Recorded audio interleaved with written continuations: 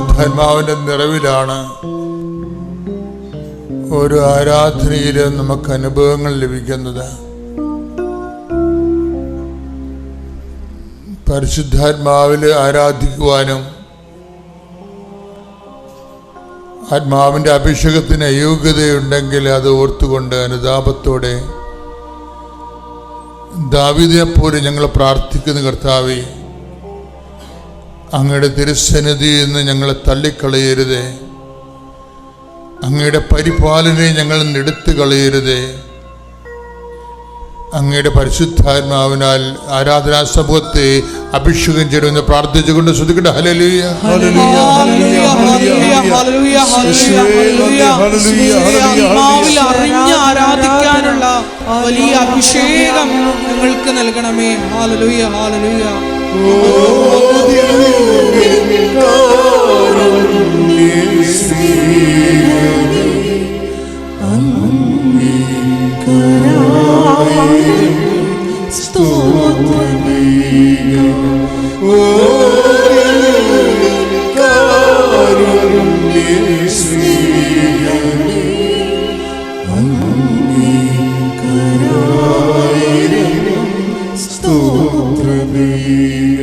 പരിശുദ്ധ പരമദിവ്യകാരുണ്യത്തിന് എന്നേരവും ആരാധനയും സ്തുതിയും പുകഴ്ചയും ഉണ്ടായിരിക്കട്ടെ. അനുതാപമില്ലാത്തവർക്ക് അഭിഷേകമില്ല എന്നുള്ളതാണ് ആരാധനയുടെ അടിസ്ഥാന പ്രമാണം. അനുതാപമില്ലാത്തവർക്ക് അഭിഷേകമില്ല എന്നുള്ളതാണ് ആരാധനയുടെ അടിസ്ഥാന പ്രമാണം. അതുപോലെ തന്നെ ഒരു പ്രമാണമാണ് ദൈവത്തെ സ്നേഹിക്കാത്തവർക്ക് ആരാധിച്ചതൊക്കത്തില്ല. കർത്താവേ, ഈ പ്രഭാതത്തിൽ ഓരോ പ്രഭാതത്തിലും അങ്ങയുടെ ദൈവസ്നേഹം ഞങ്ങളിൽ പുതിയ അഭിഷേകം നൽകുന്നത് പോലെ ഇവിടെ കടന്നു വന്നിരിക്കുന്ന ഓരോ മക്കളിലും ഓൺലൈനിൽ പ്രാർത്ഥിക്കുന്നവരുടെ മേലും ദൈവസ്നേഹത്തിൻ്റെ അരൂപിയെ ആരാധനയ്ക്കൊതുക്കിയ ആരാധനയ്ക്ക് പോന്ന ദൈവസ്നേഹത്തിൻ്റെ അരൂപിയാൽ ഞങ്ങളെ അഭിഷേകം ചെയ്തുകൊണ്ട് ആരാധിക്കുവാൻ യോഗ്യമാക്കണമെന്ന് പ്രാർത്ഥിച്ചുകൊണ്ട് ശ്രദ്ധിക്കട്ടെ. ഹല്ലേലൂയ ഹല്ലേലൂയ ഹല്ലേലൂയ ഹല്ലേലൂയ. ആരാധനയ്ക്ക് അഭിഷേകമായി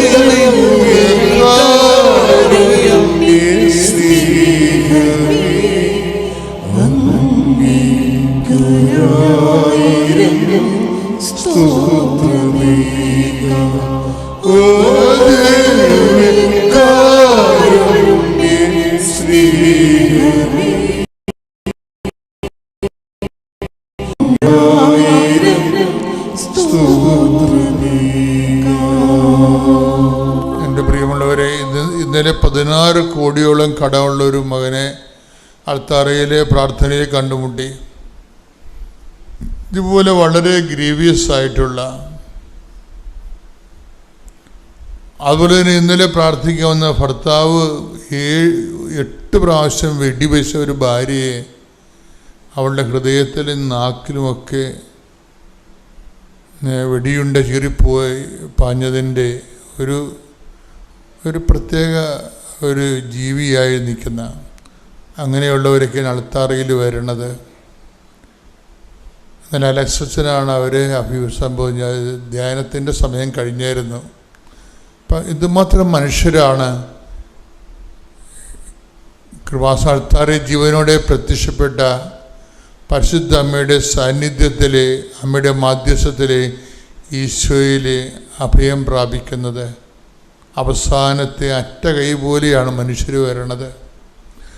അങ്ങനെ അറ്റ കൈ, അവസാനത്തെ അഭയകേന്ദ്രം എന്ന രീതിയിൽ വന്നിട്ടുള്ള അനേകം മക്കൾ, വന്നു പോയിട്ടുള്ളവർ, ഇപ്പം പ്രാർത്ഥിച്ചുകൊണ്ടിരിക്കുന്നവർ, അവരുടെ മേലെല്ലാം സ്വർഗം തുറക്കപ്പെടട്ടെ എന്ന് പ്രാർത്ഥിക്കുന്നു. അവരുടെ കെട്ടുകൾ അഴിയപ്പെടുകയും അവർ സൗഖ്യം പ്രാപിക്കുകയും ദൈവത്തിൻ്റെ ശക്തി, മാതാവിൻ്റെ മധ്യസ്ഥം അനുഭവിക്കാൻ ഇടയാക്കി പ്രാർത്ഥിച്ചുകൊണ്ട് ശ്രുതികട ഹല്ലേലൂയ ഹല്ലേലൂയ ഹല്ലേലൂയ ഹല്ലേലൂയ ഹല്ലേലൂയ ഹല്ലേലൂയ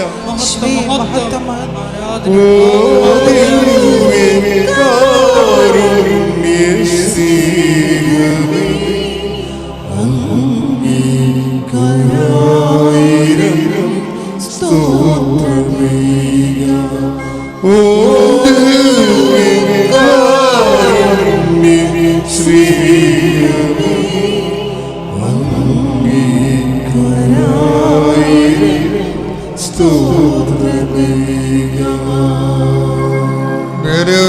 അപകടക്കാരനെ അൾത്താറയിൽ ഈ കഴിഞ്ഞ ശനിയാഴ്ച കണ്ടെത്തിയത് നമ്മുടെ യമനിൽ വധശിക്ഷയ്ക്ക് വിധിക്കപ്പെട്ടിരിക്കുന്ന നിമിഷപ്രിയയുടെ ഭർത്താവ് ഉടമ്പടി എടുത്തിട്ടുണ്ട്. അദ്ദേഹം എന്നെ വന്ന് പറഞ്ഞപ്പോൾ ബ്ലഡ് മണി കൊടുത്തിട്ട് യമൻ സർക്കാർ സ്വീകരിക്കുന്നില്ലെന്നാണ് പറഞ്ഞത്.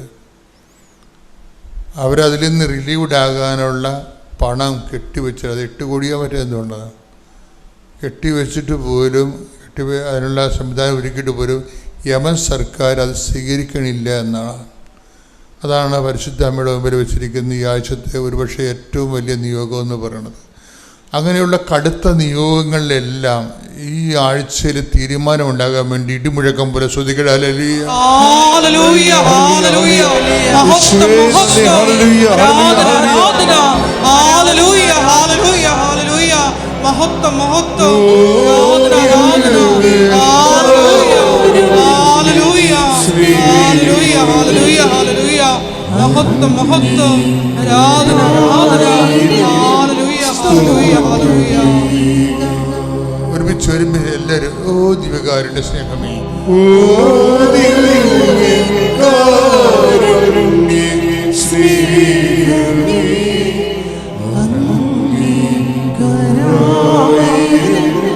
സ്തോത്രമേ, ഓ ദിവ്യകാരുണ്യ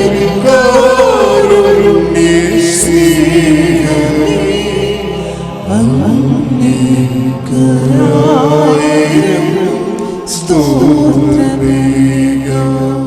ആകപ്പാടെ എനിക്കുള്ളൊരു ഐഡിയ എന്താണ്? എൻ്റെ അമ്മ ദൈവത്തിൻ്റെ ആളാണ്. അതുകൊണ്ട് അമ്മ പറഞ്ഞാൽ എന്തെങ്കിലും എൻ്റെ ജീവിതത്തിൽ ഒരു മേൽഗതി എനിക്കുണ്ടാകും. അതുകൊണ്ട് ഞാൻ പറ്റുന്ന പോലെ ഞാൻ പരിശ്രമിച്ച് പോവുകയാണ് ചെയ്തത്. എന്നിട്ട് എന്ത് ചെയ്യുകയെന്ന് വെച്ച് കഴിഞ്ഞാൽ, പക്ഷെ ആ ചാപ്റ്റർ ക്ലോസ് ചെയ്യുമ്പോൾ ഈ മകനെ പ്രതി പ്രാർത്ഥിച്ചും ജീവിച്ചും ഇവർ ബലം പ്രാപിക്കുന്നുണ്ട് ദൈവസന്നിധിയിൽ. മകനും അതുപോലെ തന്നെ ബലം പ്രാപിക്കുന്നുണ്ട് കർത്താവിൻ്റെ കൃപയിൽ. പഠനത്തിൽ പ്രശ്നമുണ്ട്, ആരോഗ്യത്തിൽ പ്രശ്നമുണ്ടെങ്കിലും ആത്മീയതയിൽ പ്രശ്നമില്ല അവന്. കാര്യം ഉണ്ട്, അവൻ ഈ അമ്മയുടെ മകനാണ്. അതാണ് പ്രശ്നം. ഇപ്പം എന്താ പ്രശ്നം വെച്ച് കഴിഞ്ഞാൽ, അവസാനം പരീക്ഷ 4-ാം കൊല്ലം പരീക്ഷ വരുമ്പോൾ എന്താ പറ്റും? 4-ാം കൊല്ലം പരീക്ഷ റിസൾട്ട് എന്ത് നോക്കിയാൽ മതി. റിസൾട്ടാണ് പ്രശ്നം. ഇടയ്ക്ക് നമ്മൾ വഴിക്കെന്ത് സംഭവിച്ചോ നിങ്ങൾ ചിന്തിക്കരുത്. വഴിക്ക് ദൈവവുമായിട്ട് ജീവിക്കാൻ വേണ്ടിയുള്ള ദൈവത്തിൻ്റെ സമ്മർദ്ദങ്ങൾ മാത്രമേ നമ്മുടെ സഹനങ്ങളായിട്ട് വരുന്നുള്ളൂ. പക്ഷേ റിസൾട്ട് എന്താണ്? റിസൾട്ട് നമ്മൾ ഫസ്റ്റ് ക്ലാസ്സിലാണ് B.Ed പാസ്സായിരിക്കുന്നത്. Praise the Lord. ഹല്ലേലൂയ, ഹല്ലേലൂയ. ഇനി പെട്ടെന്ന് അവന് ഒരു ജോലി കിട്ടി, ഒരു ക്യാമ്പസ് റിക്രൂട്ട്മെൻറ്റിൽ അവൻ ജോലിക്ക് കയറി. അതിനുശേഷം അവൻ ടെസ്റ്റ് എടുത്ത് ജോലിക്ക് കയറി. എല്ലാം അതുപോലെ പെട്ടെന്ന് ജോലിക്ക് കയറി അവൻ ഗുജറാത്തിൽ എവിടെയോ പോയി. അപ്പോൾ അവനെൻ്റെ അമ്മ അവനോട് ഇനി അവിടുന്ന് 3 കൊല്ലം ഇവൻ ആദ്യം കയറിയതല്ലേ ഉള്ളൂ, ജോലിക്ക് കയറിയതേ ഉള്ളൂ. അപ്പോഴേ അവൻ വന്നിട്ട് പറഞ്ഞു, അമ്മ നാട് കാണണമെങ്കിൽ 3 കൊല്ലം എടുക്കുമെന്ന് പറയും. അമ്മ നാട് കാണണമെങ്കിൽ 3 കൊല്ലം എടുക്കുമെന്ന് പറയും. അപ്പോൾ അമ്മയ്ക്ക് ഭയങ്കര സങ്കടമാണ്. എന്താ കാര്യം? മകൻ്റെ ശരീരം ക്ഷീണിച്ചിരിക്കുന്നത് കൊണ്ടല്ല, അവന് നല്ല ഭക്ഷണം കിട്ടാത്തത് കൊണ്ടല്ല, എന്താണ്, അവന് കുർബാന കിട്ടാത്തത് കൊണ്ട്. അതാണ് പ്രശ്നം. ഇവിടെ ഇല്ല. ഒരു സ്റ്റോറി പോകുന്ന പോക്ക് നിങ്ങൾ സഞ്ചരിക്കണ വഴി നോക്കണം. നിങ്ങൾ അവനും മകന് വടക്കേ ഇന്ത്യൻ്റെ ജോലിയാണ്. അവർ പഴയ അവസ്ഥ തന്നെ, ഭക്ഷണമില്ല. പക്ഷെ അവനെ കാണുമ്പോൾ അമ്മയുടെ സങ്കടം എന്താണ്? അവന് നല്ല ഭക്ഷണം കിട്ടണില്ല എന്നുള്ള സങ്കടമല്ല. അവൻ പറഞ്ഞ് ആദ്യമായിട്ട് കയറണം ഇനി 3 കൊല്ലം കഴിഞ്ഞ് മാത്രമേ അവരുടെ കമ്പനിയുടെ നിയമം അനുസരിച്ചുകൊണ്ട് നാട്ടിലോട്ട് വരെ കിട്ടത്തുള്ളൂ. അത് അവനെ അറിയാം, അമ്മയോട് അവൻ പറഞ്ഞിട്ടുമുണ്ട്. പക്ഷെ അവൻ്റെ സങ്കടം, അവൻ്റെ പള്ളി ഞായറാഴ്ച കുർബാന പള്ളിയുമായിട്ട് വേറെ ജില്ലയിലാണ് മറ്റേ പള്ളി, ആ ജില്ലയിൽ പള്ളി പോലും ഇല്ല. അതാണ് അമ്മയുടെ വല്ലാത്ത സങ്കടം. അവരുടെ നിത്യതയെക്കുറിച്ച് ഇവർക്ക് ആശങ്ക ഉണ്ടാവും. പറയും, എല്ലാം കിട്ടി നിത്യത കിട്ടിയില്ലെങ്കിൽ എന്ത് ചെയ്യും? ഞാൻ വന്ന് രഹസ്യമായിട്ട് അമ്മയോട് പറഞ്ഞ്, അവൻ കുർബാന സ്വീകരിച്ചിട്ട് എത്ര ദിവസമെന്ന് നമുക്കറിയാവുന്ന. ഇതാണ് വിഷയം. ദൈവദൃശ്യന് ജീവിക്കുന്ന ആൾക്കാരുടെ മാനസികാവസ്ഥ എന്ന് പറയുന്നത്, അവർ ഉടമ്പടി ചെയ്യുമ്പോൾ ഇത്രയേ ഉള്ളൂ. അവൻ കുർബാന സ്വീകരിച്ചിട്ട് എത്ര ദിവസമായെന്ന് അമ്മയ്ക്ക് അറിയാമെന്ന്. ആരോട് ചോദിക്കണം? മാതാവിനോട് ചോദിക്കണമാണ്. മാതാവ് അപ്പം തന്നെ ഫയൽ എടുത്തിട്ട് ഒപ്പിട്ട് കൊടുത്ത് പിറ്റേ ആഴ്ച അവൻ കേരളത്തിലേക്ക് ട്രാൻസ്ഫർ. ചോദിക്കേണ്ട പോലെ ചോദിച്ചു കഴിഞ്ഞാൽ അമ്മയ്ക്കൊരു പ്രശ്നമില്ല. നമ്മുടെ ഈ പ്ലേസ്മെൻറ്റിലാണ് പ്രോബ്ലം വരണത്.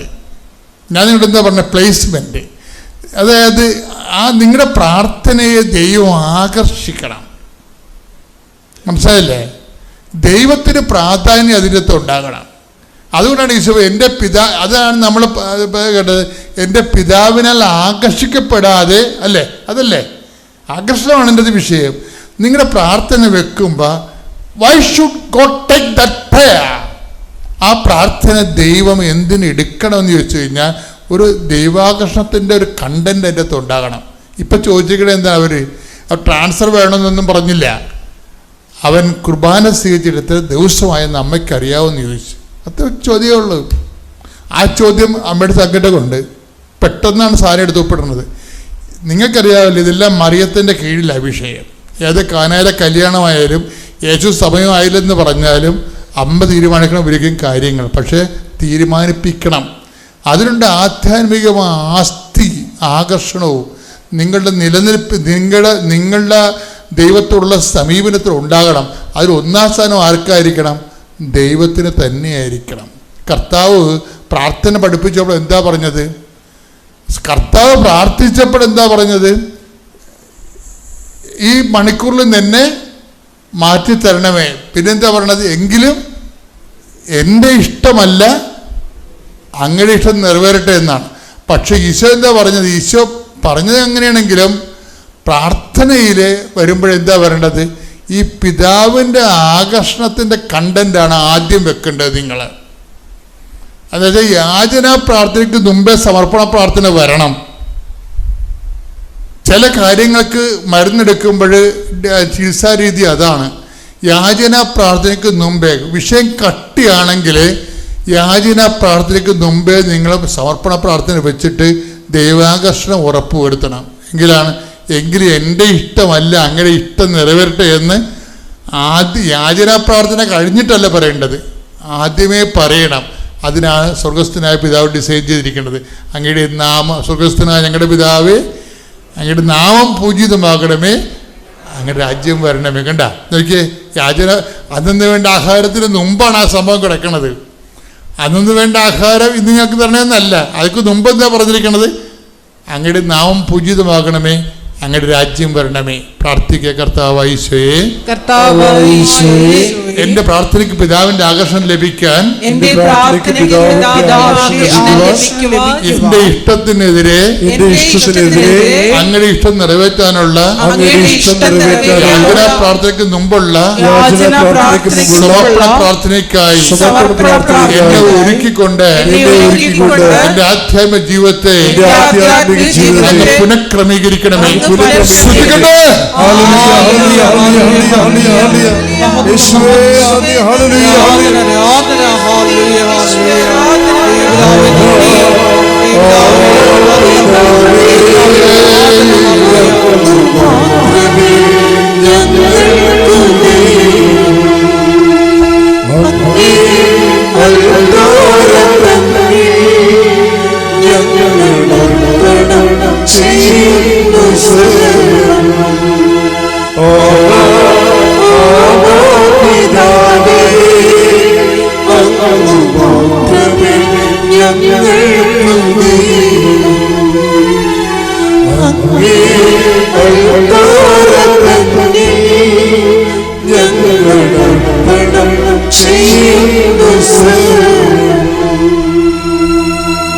എല്ലാവരും എഴുന്നേൽക്കുക. നമുക്ക് നന്നായിട്ട് പ്രാർത്ഥിക്കാം. നല്ലൊരു ദിവസമാണ്. പ്രഭാതത്തിൽ എല്ലാവരും ഊർജ്ജസ്വലതയോടെ ഇരിക്കുകയാണ്. നിങ്ങളുടെ ജീവിത പ്രശ്നങ്ങളും പ്രയാസങ്ങളും ഈ ഒറ്റ പ്രാർത്ഥന കൊണ്ട് കർത്താവ് ഏറ്റെടുക്കുകയും നിങ്ങളെ അനുഗ്രഹിക്കുകയും നിങ്ങൾക്ക് വിടുതൽ നൽകുകയും 10 കൊല്ലം സാക്ഷ്യം പറയാനുള്ള കൃപ കർത്താവ് നിങ്ങൾക്ക് നൽകുകയും ചെയ്യുമെന്ന് എനിക്കറിയാം. സന്തോഷമായിട്ട് കർത്താവിൻ്റെ തിരുസന്നിധിയിൽ വേപരിക്കുക. വിശ്വാസത്തിന് വേണ്ടിയും അതുപോലെ തന്നെ ദൈവസ്നേഹം നിറയാൻ വേണ്ടി സ്തുതിക്കട്ടെ. ഹല്ലേലൂയ. ഹല്ലേലൂയ ഹല്ലേലൂയ ഹല്ലേലൂയ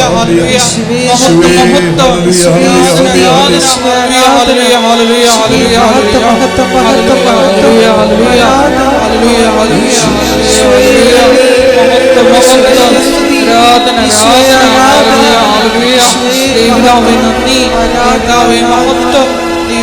ആരാധന. ഹല്ലേലൂയ ഹല്ലേലൂയ ഹല്ലേലൂയ ഹല്ലേലൂയ. എല്ലാ ജാമ്യവും അനുവദിച്ചു. അമ്മ മാതാവിന് 1000 നന്ദി. പക്ഷേ എനിക്ക് ഉറപ്പായിരുന്നു അമ്മ മാതാവ് ഇതെനിക്ക് തരുമെന്ന്. അങ്ങനെ ഇതിൽ നിന്ന് പൂർണ്ണമായിട്ടും അമ്മ മാതാവ് ഞങ്ങളെ രക്ഷപ്പെടുത്തി. അമ്മ മാതാവിന് 1000 നന്ദി. അടുത്തതായി ഞാൻ പറഞ്ഞല്ലോ, കടബാധ്യതകൾ ഒത്തിരി ആയിരുന്നു. കാര്യം ഈ കേസ് സംബന്ധിച്ച് എങ്ങനെ കൊടുത്തു തീർക്കും. ഓരോ ദിവസവും ഫോൺ എടുത്തിട്ട് ആരെ വിളിക്കുമെന്ന് എനിക്കറിയില്ല ഈ പൈസ ചോദിക്കാൻ വേണ്ടിയിട്ട്. പക്ഷേ ഫോൺ എടുക്കുമ്പോൾ മാതാവ് തന്നെ കാണിച്ചു തന്നു ഇന്നയാളെ വിളിക്കാൻ. പക്ഷെ ചോദിക്കുന്നവരെല്ലാം അപ്പോൾ തന്നെ പൈസ തരുമായിരുന്നു. പക്ഷേ ഇതെങ്ങനെ കൊടുത്തു തീർക്കുമെന്ന് എനിക്കറിയില്ല. അങ്ങനെ ഞാൻ 12-ാം തീയതി തന്നെ 11:30 എൻ്റെ ഫോണിലോട്ട് ഒരു ഫോൺ കോൾ വന്നു. അതിങ്ങനെയായിരുന്നു, ഞങ്ങൾ ആലപ്പുഴയുടെ SBI ഓഫീസിൽ നിന്ന് വിളിക്കുകയാണ്. എനിക്ക് നിലവിലൊരു പേഴ്സണൽ ലോണുണ്ട്. ആ ലോൺ ഉള്ളതുകൊണ്ട് കറക്റ്റായിട്ട് അടക്കുന്നത് കൊണ്ട് നിങ്ങൾക്ക് 1,20,000 രൂപ നാളെ എത്തിയാൽ നിങ്ങളുടെ അക്കൗണ്ടിലേക്ക് പെട്ടെന്ന് ട്രാൻസ്ഫർ ചെയ്യും. ഒരു രേഖകളും വേണ്ട. എനിക്ക് എന്ത് ചെയ്യണമെന്ന് അറിയില്ലായിരുന്നു. പക്ഷേ എനിക്കറിയാം ഇത് അമ്മ മാതാവ് തന്ന പൈസയാണെന്ന്. ഞാൻ പറഞ്ഞു ഞാൻ വരാം. എന്നിട്ട് ഞാൻ ഇന്നലെ പോയിട്ട് ആ പൈസ വാങ്ങി കൊടുത്തു തീർക്കാനുള്ള എല്ലാ കടങ്ങളും ഞാൻ കൊടുത്തു തീർത്തു. അമ്മ മാതാവിന് 1000 നന്ദി.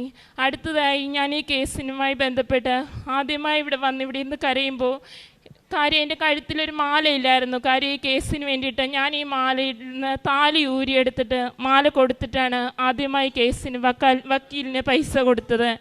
എന്നിട്ട് ഞാനിവിടെ പറഞ്ഞു, അമ്മ ഇനി ഞാൻ ഈ കൃപാസനത്തിൽ വരുമ്പോൾ എൻ്റെ ഈ മിന്നിടാൻ വേണ്ടി ഒരു മാല എൻ്റെ കഴുത്തിലുണ്ടാകണമെന്ന്. ഇന്ന് ഞാനിവിടെ നിൽക്കുമ്പോൾ അതെൻ്റെ കഴുത്തിലുണ്ട്. ഇത്രയും അനുഗ്രഹം തന്ന അമ്മ മാതാവിന് 1000 നന്ദി. ഇതുകൂടാതെ എൻ്റെ ജീവിത പങ്കാളിയുടെ അമ്മ ക്യാൻസർ രോഗിയാണ്, ട്രീറ്റ്മെൻറ്റിലാണ്. അമ്മയ്ക്ക് ഒരു ബ്രസ്റ്റ് എല്ലാം റിമൂവ് ചെയ്ത് കീമോയും റേഡിയേഷനും എല്ലാം കഴിഞ്ഞതാണ്. അടുത്ത ടെസ്റ്റ് പറഞ്ഞിരിക്കുകയാണ് ഇങ്ങനെ സംഭവങ്ങൾ വന്നത്. ഞങ്ങൾ കഴിഞ്ഞ ആഴ്ച പോയിട്ട് ടെസ്റ്റ് ചെയ്തു. ടെസ്റ്റ് ചെയ്യാൻ പോകുമ്പോഴേക്കും ഞാൻ പറഞ്ഞു എന്തായാലും ഇവിടെ വന്ന് മാതാവിൻ്റെ നടയിലൊന്ന് കണ്ടിട്ടേ ടെസ്റ്റിന് പോവുകയുള്ളൂ. ഞങ്ങളിവിടെ വന്ന് മാതാവിനോട് പ്രാർത്ഥിച്ചിട്ടാണ് ടെസ്റ്റിന് പോയത്. റിസൾട്ട് കിട്ടി. ഡോക്ടറിനെ കാണിക്കേണ്ടത് ഇന്നലെ ആയിരുന്നു. ഇന്നലെ 4 മണിക്ക് പോകുമ്പോഴും ഇവിടെ എത്തി. മാതാവിൻ്റെ അവിടെ ഫ്രണ്ടിൽ വന്നിട്ട് ഗ്രോട്ടോയുടെ മുന്നിൽ വന്നിട്ട് മാതാവിൻ്റെ രൂപത്തിൽ വന്ന് ഈ റിസൾട്ടും തൊട്ടിട്ടാണ് ഞാൻ പോയത്. ഡോക്ടർ പറഞ്ഞു ഒരു പ്രശ്നവുമില്ല, ഈ ടെസ്റ്റിൽ ഒരു പ്രശ്നവുമില്ലെന്ന് പറഞ്ഞു. അങ്ങനെ ഒത്തിരി അനുഗ്രഹങ്ങൾ തന്ന അമ്മ മാതാവിന് എൻ്റെ ജീവിതത്തിൽ ഞാനിങ്ങനെ നിൽക്കുന്നതും ഇന്ന് ഞാൻ ഒരു തുള്ളി കണ്ണുനീരൻ ഇത്രയും ഞാൻ പറയുമ്പോൾ സാധാരണ ഒരു സമയത്താണെങ്കിൽ ഞാൻ ഒത്തിരി കരയാറുണ്ട്. പക്ഷേ 5-ാം തീയതി കൃപാസനത്തിൽ വന്നപ്പോൾ അമ്മ എൻ്റെ കണ്ണീരൊപ്പിയതാണ്. ഇന്ന് എനിക്ക് മനോധൈര്യമുണ്ട്. ഞാനായിട്ട് ഇങ്ങനെ നിൽക്കണമെങ്കിൽ എൻ്റെ അമ്മ മാതാവ് എൻ്റെ ജീവിതത്തിൽ അനുഗ്രഹിച്ചത് മാത്രമാണെന്ന വിശ്വാസം എനിക്കുണ്ട്. എനിക്ക് നിങ്ങളോടും പറയാമെന്ന് അങ്ങനെ അമ്മയോട് ചോദിച്ചാൽ അമ്മ നിങ്ങൾക്ക് എന്തും തരും. അത് എൻ്റെ അനുഭവം കൊണ്ട് ഞാൻ പറയുന്നതാണ്. അമ്മയ്ക്ക് 1000 നന്ദി. അമ്മ മാതാവിന് 1000 നന്ദി. എൻ്റെ പേര് നീനു. ഞാൻ നോർത്ത് പറവൂരിൽ നിന്ന് വരുന്നു. ഇതെൻ്റെ അങ്കിളാണ്. ഈ വർഷം ആദ്യം മാർച്ച് 8-ന് അങ്കിള് യാത്ര ചെയ്തുകൊണ്ടിരിക്കുകയായിരുന്നു. അങ്കിൾക്ക് ഒരു ഷുഗർ പേഷ്യൻ്റാണ്. 300 ലെവല് ഷുഗറുണ്ട് അങ്കിൾക്ക്. വണ്ടിയുടെ എൻജിനിൽ കാല് വെച്ച് ഉറങ്ങിയത് കൊണ്ട് 2 കാല് പാദം മുഴുവൻ പൊള്ളിപ്പോയി. 8 മാസത്തോളം എടുക്കും അത് നേരെയാവണമെന്ന് കാണിച്ച എല്ലാ ഡോക്ടർമാരും പറഞ്ഞു. അത് ഇൻഫെക്ഷനായി. കാണുമ്പോൾ തന്നെ നമുക്ക് സഹിക്കാൻ പറ്റാത്ത രീതിയിലുള്ളൊരു കാഴ്ചയായിരുന്നു. അങ്ങൾക്ക് 2 കാലും നിലത്ത് കുത്താൻ പറ്റില്ലായിരുന്നു. എല്ലാ ദിവസവും ഹോസ്പിറ്റലിൽ പോയിട്ട് ക്ലീൻ ചെയ്യണം. ഈ ഒരു സാഹചര്യത്തിൽ അത്ഭുതകരമായ രോഗശാന്തി ലഭിക്കണമെങ്കിൽ കൃപാസനത്തിൽ വരണമെന്ന് ഞങ്ങൾക്ക് മനസ്സിലാക്കി. ഞാനും എൻ്റെ അമ്മയും ഒരുമിച്ച് വന്ന് അങ്കിൾക്ക് വേണ്ടി ഉടമ്പടി എടുത്തു. ഇവിടെ ഉടമ്പടി എടുത്തതിന് ശേഷം 8, 9 അല്ലെങ്കിൽ 1 വർഷം വരെ ഈ ട്രീറ്റ്മെൻറ്റ് നടത്തണമെന്ന് പറഞ്ഞതും അത് നന്നായില്ലെങ്കിൽ ഈ കാലുകൾ മുറിച്ച് കളയണമെന്ന് പറഞ്ഞ കാലുകൾ അത്ഭുതകരമായി അമ്മ മാതാവ് സൗഖ്യപ്പെടുത്തി തന്നു. ആ ഡോക്ടറെ കണ്ടപ്പോൾ ഡോക്ടർ ചോദിച്ചത്, നിങ്ങൾ സ്കിൻ ഗ്രാഫ്റ്റ് എന്ന് പറഞ്ഞിട്ട് വേറെ എവിടുന്നെങ്കിലും നിങ്ങൾ ഒരു ട്രീറ്റ്മെൻറ്റ് എടുത്തിട്ടാണോ വന്നതെന്നാണ് ചോദിച്ചത്. 300 ലെവല് ഷുഗറുള്ള ഒരാൾക്ക് ചെറിയൊരു മുറിവ് വന്നാൽ തന്നെ ഉണങ്ങാൻ എത്ര സമയം എടുക്കുമെന്ന് നമുക്കറിയാം. അങ്ങനെയുള്ള എൻ്റെ അങ്കിൾക്ക് സൗഖ്യം തന്നിയ മാതാവിന് 1000 നന്ദി പറയുന്നു. ഇതാണ് എൻ്റെ ഏറ്റവും വലിയ ഉടമ്പടി സാക്ഷ്യം. ഞാൻ കണ്ടതാണ്, കാല് കുത്താൻ പറ്റാതെ അങ്കിൾ നിന്ന്. അങ്കിൾ ഇവിടെ വന്ന് നിർത്തിയിട്ടുണ്ടത് അത് മാതാവ് മാത്രമാണ്. രണ്ടാമതായിട്ട് എൻ്റെ ഹസ്ബൻഡിൻ്റെ പ്രൊമോഷനാണ്. ഇൻഷുറൻസ് ഫീൽഡിലാണ് വർക്ക് ചെയ്യുന്നത്. 6 വർഷമായിട്ട് പ്രൊമോഷന് ട്രൈ ചെയ്യുന്നു. ഏറ്റവും നന്നായി പഠിച്ചും കോച്ചിങ് എടുത്തും പരീക്ഷ എഴുതിയാലും 1ഉം 2ഉം മാർക്കിനാണ് ഫെയിലാവുന്നത്. ഓരോ തവണ പരീക്ഷ ഫെയിലാവുമ്പോഴും വളരെയധികം മാനസിക വിഷമം ഉണ്ടാകുന്നു. എന്നാലും ദൈവം തരും, ദൈവം തരാതിരിക്കില്ല എന്നുള്ള പ്രത്യാശയിൽ പ്രാർത്ഥിച്ചുകൊണ്ടിരുന്നു. ഉടമ്പടി വെച്ച ഇത് നടക്കുമെന്നുള്ള പൂർണ്ണ ബോധ്യം ഉണ്ടായി. ഉടമ്പടി വെച്ചതിന് ശേഷം അറ്റൻഡ് ചെയ്ത പരീക്ഷയിൽ പ്രൊമോഷൻ ലിസ്റ്റിൽ എൻ്റെ ഹസ്ബൻഡിൻ്റെ പേര് വന്നിട്ടുണ്ട്. 6 വർഷം ട്രൈ ചെയ്തു. 7ാമത്തെ തവണ ഇവിടെ ഉടമ്പടി വെച്ചതിന് ശേഷം എഴുതിയ പരീക്ഷയാണ് വിജയിച്ചത്. പരീക്ഷയ്ക്ക് പോകുമ്പോൾ കൊന്തയിൽ കാശുരൂപം കൊടുത്തു വിട്ടിട്ടാണ് പരീക്ഷയ്ക്ക് പോരുന്നത്. പരീക്ഷയ്ക്ക് നന്നായി മാർക്ക് മേടിക്കാനും ഉയർന്ന സ്കോർ മേടിക്കാനും ഇൻ്റർവ്യൂവിന് നന്നായി പെർഫോം ചെയ്യാനും അമ്മ മാതാവ് എൻ്റെ ഹസ്ബൻഡിന് അവസരം കൊടുത്തു, പ്രൊമോഷൻ നൽകി അനുഗ്രഹിച്ചു. ഞങ്ങൾക്കൊരു ടൈൽസിൻ്റെ ബിസിനസ്സാണ്. ഒരു ഷോറൂമിൻ്റെ റെനോവേഷൻ നടക്കണം. അപ്പോൾ നമുക്ക് കട അടച്ചിട്ട് വേണം റെനോവേഷൻ നടത്താൻ. നമുക്കറിയാം കട അടയ്ക്കുമ്പോൾ ബിസിനസ് കുറയും, പക്ഷേ എന്നാലും നമ്മുടെ കാലത്തിനനുസരിച്ച് അത് മാറ്റേണ്ട ആവശ്യമുണ്ട്. അമ്മ മാതാവിന് പൂർണ്ണമായിട്ട് കടയെ സമർപ്പിച്ചു. ഞങ്ങളുടെ ആ ബ്രാൻഡിൻ്റെ കേരളത്തിലെ തന്നെ ഏറ്റവും വലിയ ഷോറൂമായി ഡിസംബർ 9-ാം തീയതി ഞങ്ങൾ ഇനോഗ്രേറ്റ് ചെയ്തു. ഉടമ്പടിയിൽ വന്ന് പറഞ്ഞതിൻ്റെ ഫലമായിട്ടാണ് ഞങ്ങൾക്കത് ചെയ്യാൻ പറ്റിയത്. എൻ്റെ അനിയൻ എക്സസൈസ് ചെയ്യുന്ന വഴി മസിലിനൊരു സ്ക്രാച്ച് വന്നു. MRI സ്കാൻ എടുത്തപ്പോൾ സഹിക്കാൻ പറ്റാത്ത വേദന കൊണ്ടാണ് സ്കാൻ എടുത്തത്. അപ്പോൾ പറഞ്ഞു ഇതിന് വേറെ മരുന്നൊന്നുമില്ല, എപ്പോഴൊക്കെ വേദന വരുന്നോ അപ്പോൾ ഒന്നൊരു ഇഞ്ചക്ഷൻ എടുക്കണം. വളരെയധികം വിഷമിച്ചു. വേറെ മരുന്നില്ല എന്ന് പറയുമ്പോൾ നമ്മൾ എന്ത് ചെയ്യും? എൻ്റെ അമ്മ വളരെ വിശ്വാസത്തോടു കൂടി ഉടമ്പടി തൈലം കയ്യിൽ പുരട്ടി പ്രാർത്ഥിച്ചു. പിന്നീട് ഒരിക്കലും എൻ്റെ അനിയന് ആ വേദന വന്നിട്ടില്ല. പിന്നെ എൻ്റെ കസിൻ ആൻറ്റിക്കൊരു പ്രോപ്പർട്ടി വിൽക്കാനുണ്ടായിരുന്നു. ഒത്തിരി പേരെ ചോദിച്ചിട്ടും ആർക്കും ആ പ്രോപ്പർട്ടി വേണ്ടാന്ന് പറഞ്ഞിരിക്കുകയായിരുന്നു. പക്ഷേ ആൻറ്റിക്ക് 2 മാസം കഴിഞ്ഞ് കുറച്ച് നിരാശയുണ്ടായാലും പ്രാർത്ഥനയിലും മുഴുകിയിരുന്നു. ഞങ്ങളെല്ലാവരും ആൻറ്റിക്ക് വേണ്ടി പ്രാർത്ഥിച്ചു. ഒരു സ്വപ്നം പോലെ മാതാവ് പറഞ്ഞു അവരോ വരുന്നുണ്ടെന്ന്. അത് സത്യമായിരുന്നു. പിറ്റേ ദിവസം ഒരു ലേഡി വന്നു, അവർക്ക് സ്ഥലത്തിൽ താല്പര്യമുണ്ടെന്ന് പറഞ്ഞു. അതിൻ്റെ സെയിൽ നടന്നു. അങ്ങനെ ഓരോ അവസരത്തിലും മാതാവ് കൂടെയുണ്ട്. ഞാനിത് 2ാമത്തെ തവണയാണ് ഇവിടെ വന്ന് സാക്ഷ്യം പറയുന്നത്. ആദ്യം ഓൺലൈനായിട്ട് ഉടമ്പടി എടുത്തപ്പോൾ തന്നെ എനിക്ക് സാക്ഷ്യം പറയാൻ അമ്മ മാതാവ് അനുഗ്രഹം തന്നു. ഇത്രയും വലിയ സാക്ഷ്യങ്ങൾക്ക് അവസരം തന്ന മാതാവിന് നന്ദി പറയുന്നു. ബൈബിൾ വായനയും പ്രാർത്ഥനകളും പ്രത്യേകിച്ച് നമ്മുടെ ഉടമ്പടി ധ്യാനം ഏറ്റവും ശ്രദ്ധയോടെയും ആരാധന സമയത്ത് ഹസ്ബൻഡിൻ്റെ ഇൻ്റർവ്യൂവിൻ്റെ ഒക്കെ സമയത്ത് അതിൽ സമർപ്പിച്ച് പ്രാർത്ഥിച്ചിരുന്നു. എല്ലാ അനുഗ്രഹങ്ങൾക്കും അമ്മ മാതാവിന് നന്ദി പറയാണ്. ഇത്രയും വലിയ അനുഗ്രഹം തന്ന മാതാവിനും ഈശോനാഥനും നന്ദി പറയുന്നു. യേശുവെ നന്ദി, യേശുവെ സ്തുതി. കൃപാസനം പ്രസാദപര മാതാവിനും തിരുക്കുമാരനും 1000 നന്ദി. എൻ്റെ പേര് പ്രിയ ബിജു. ഞാൻ പോത്താനിക്കാട് സെൻറ്റ് സേവിയേഴ്സ് ചർച്ച് ഇടവകാംഗമാണ്. ഞാനിവിടെ 29/3/2019 ഉടമ്പടി എടുക്കാൻ വന്നു. അത് എൻ്റെ മകൾക്ക് ഒരു അലർജി മൂലം യൂറിനിൽ കൂടെ പ്രോട്ടീൻ ലീക്ക് ഉണ്ടായിരുന്നു. അത് ഇടയ്ക്ക് ഇങ്ങനെ വരും. അത് കഴിഞ്ഞിട്ട് നമ്മൾ സ്റ്റീറോയിഡ് കഴിച്ച് കഴിയുമ്പോൾ ഒരു 3 മാസം കഴിയുമ്പോൾ അത് മാറും. അങ്ങനെ വീണ്ടും കുറച്ച് നാൾ കഴിയുമ്പോൾ എന്തെങ്കിലും ഒരു ഇൻഫെക്ഷൻ വന്ന് ഒരു 2 വർഷം കഴിയുമ്പോൾ വീണ്ടും അതുപോലെ തന്നെ വരും. അങ്ങനെ അവൾക്ക് ഭയങ്കര വിഷമമായിരുന്നു. മുഖം ഇടയ്ക്ക് സ്റ്റീറോയിഡിൻ്റെ അലർജി അതുമൂലം സ്റ്റീറോയിഡ് കഴിക്കുന്നത് മൂലം ചിലപ്പോൾ മുഖം ഇച്ചിരി വീർത്തൊക്കെ ഇരിക്കും. അപ്പോൾ അതുകൊണ്ട് കൂട്ടുകാരൊക്കെ കളിയാക്കുന്നത് ഭയങ്കര വിഷമമായിരുന്നു. അതിങ്ങനെ പല പ്രാവശ്യം വന്നു കഴിഞ്ഞപ്പോഴേക്കും ഒരിക്കൽ എന്നോട് ആരോ പറഞ്ഞു ഉടമ്പടി എടുത്താൽ നല്ല ഇതായിരിക്കും, അവിടെ പോയി ഉടമ്പടി എടുക്കണം എന്ന് പറഞ്ഞു. പക്ഷെ ഞാൻ ഉടമ്പടിയെക്കുറിച്ച് കേട്ടിട്ടുമില്ല, ഒന്നുമില്ല. ഞാൻ ഇത്ര അകലെ ഒരിക്കലും വന്നിട്ടുമില്ല. അപ്പോൾ മകൾ തന്നെ ഒരു കൃപാസനം പേപ്പർ ഒരിക്കൽ കൊണ്ടുവന്നു. അത് ഞാൻ ജസ്റ്റ് കണ്ടു, അവിടെ വെച്ചു. അത് കഴിഞ്ഞിട്ട് കുറച്ച് കഴിഞ്ഞപ്പോൾ ഞാനിത് വായിച്ചു നോക്കി കഴിഞ്ഞപ്പോൾ എനിക്ക് ഇവിടെ ഒന്ന് വന്നാൽ കൊള്ളാമെന്ന് തോന്നി. ഒത്തിരി പേരുടെ സാക്ഷ്യങ്ങൾ കണ്ടപ്പോൾ പലരും സങ്കടപ്പെട്ട് കരഞ്ഞാണ് പറയണത്. അത് കണ്ടപ്പോൾ എനിക്ക് ഭയങ്കര വിശ്വാസമായി. ഞാൻ ഇവിടെ വന്ന് ഉടമ്പടി എടുത്തു. അതിനുശേഷം അച്ഛനെ കണ്ട് മകൾക്ക് വേണ്ടി പ്രാർത്ഥിച്ചു. അച്ഛൻ മകൾക്ക് വേണ്ടി പ്രാർത്ഥിച്ചിട്ട് അച്ഛൻ പറഞ്ഞു എന്തായാലും സാക്ഷ്യം പറയാൻ പറ്റുമെന്ന് പറഞ്ഞു. അത് കഴിഞ്ഞിട്ട് ഒരു ബയോപ്സി, ഇപ്പോൾ ഇടയ്ക്ക് വരുന്നത് കാരണം ഒരു ബയോപ്സി ചെയ്ത് നോക്കാമെന്ന് പറഞ്ഞു. ബയോപ്സി ചെയ്ത് നോക്കി കഴിഞ്ഞപ്പോൾ അതിൽ പ്രശ്നകരമായ ഒരു രോഗവുമില്ല.